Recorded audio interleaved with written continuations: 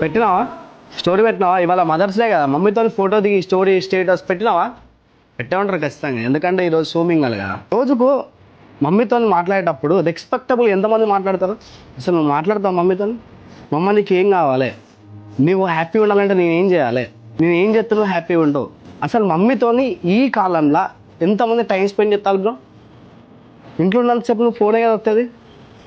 ఇంట్లో ఫోన్ వస్తావు, లేదా టీవీ చూస్తావు, లేదా ఫోన్ మాట్లాడతావు అంతే. ఈరోజు మాత్రం స్టేటస్ పెట్టాలి, మమ్మీతో ఫోటో దిగి మా అమ్మ నాకు ఇది, మా అమ్మ నాకు everything, my mother is everything, మా అమ్మ అది ఇది. కానీ నువ్వు చేసింది ఏం లేదు. మీలో ఎంతమంది అమ్మ నువ్వు తిన్నావా అని ఎన్నిసార్లు అడుగుంటారు మీరు? రోజుకి ఒక్కసారైనా మీ అమ్మని అడుగుతారా మీరు? అమ్మ నువ్వు తిన్నావా, అమ్మ నీకు ఏం కొనిస్తావు, నువ్వు హ్యాపీగా ఉంటావు?